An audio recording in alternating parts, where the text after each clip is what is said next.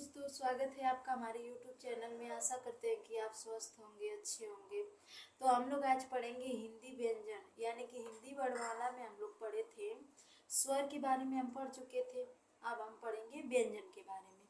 तो व्यंजन के बारे में हम लोग थोड़ा सा देख चुके थे। तो व्यंजन व्यंजन किसे कहते हैं? जो स्वरों की सहायता लेके बोले जाते हैं उसे व्यंजन कहते हैं। यह बात हम लोग पढ़ चुके थे।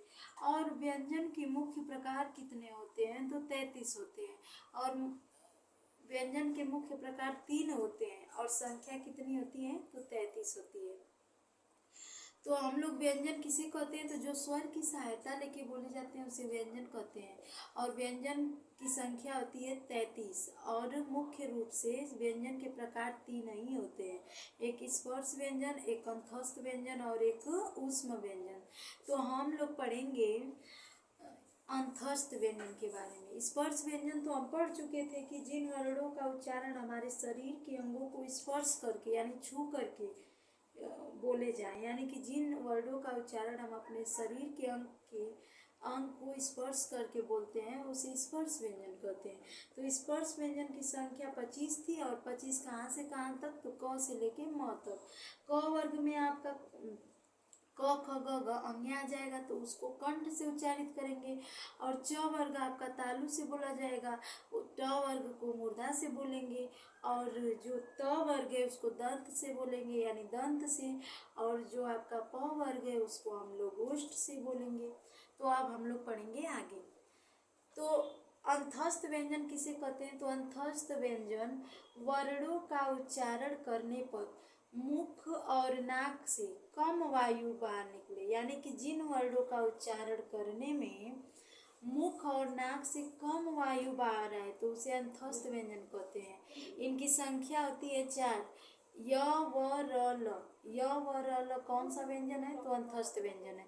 हर कॉम्पिटिटिव एग्जाम में आपसे पूछा जाता है हिंदी वाले पार्ट में कि अंतस्थ व्यंजन इनमें से कौन है। तो जहाँ पे य दिखे, व दिखे, र दिखे, ल दिखे, उसमें से एक आपका रहेगा। तो वर्णों का उच्चारण करने में मुख और नाक से कम वायु बाहर निकले, मुख और नाक से कम वायु बाहर निकले तो उसे कहते हैं अंतस्थ व्यंजन। अंतस्थ व्यंजन की संख्या कितनी होती है? तो अंतस्थ व्यंजन की संख्या 4 होती है। अंतस्थ व्यंजन की संख्या कितनी होती है? तो 4 होती है। एक य होता है, एक व होता है, एक र होता है, एक ल होता है।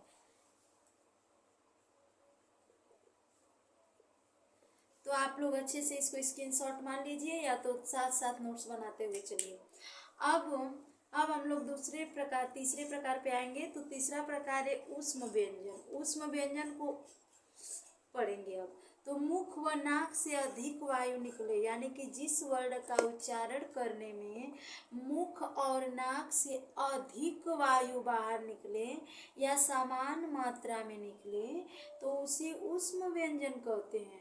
ऊष्म व्यंजन की संख्या 4 होती है।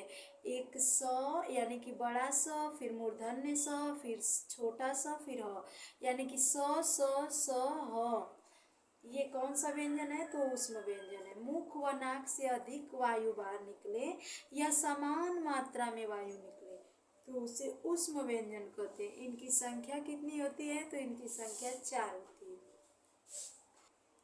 जिस वर्ण का उच्चारण करने में जीभ ऊपर उठकर तुरंत झटके से नीचे गिरती है, तुरंत झटके से नीचे गिरती है तो उसे द्विगुण व्यंजन कहते हैं। द्विगुण व्यंजन किसे कहते हैं? तो जीभ ऊपर से उठकर तुरंत झटके से नीचे गिरती है तो उसे उत्क्षिप्त व्यंजन या द्विगुण व्यंजन कहते हैं। यानी कि द्विगुण व्यंजन को उत्क्षिप्त व्यंजन भी कहते हैं। उत्क्षिप्त व्यंजन इनकी संख्या कितनी होती है? तो इनकी संख्या होती है 2।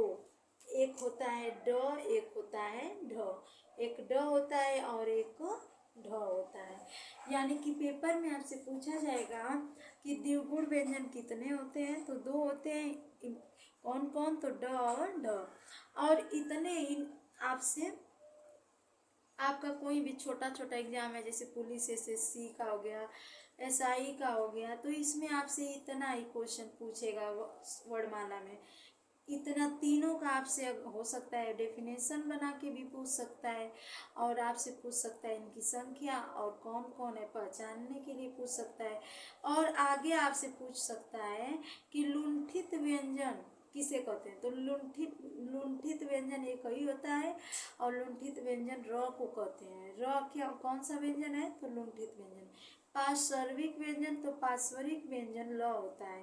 काकल्य व्यंजन कौन होता है, तो ह को काकल्य व्यंजन के नाम से जानते हैं। उस व्यंजन के नाम से भी ह को जानते हैं, लेकिन वहाँ पर ऑप्शन के अकॉर्डिंग आंसर देना होगा आपको। तो काकल्य व्यंजन ह होता है, पार्श्विक व्यंजन ल होता है, लुंठित व्यंजन र होता है। आज के लिए इतना ही, अब हम लोग पढ़ेंगे कल।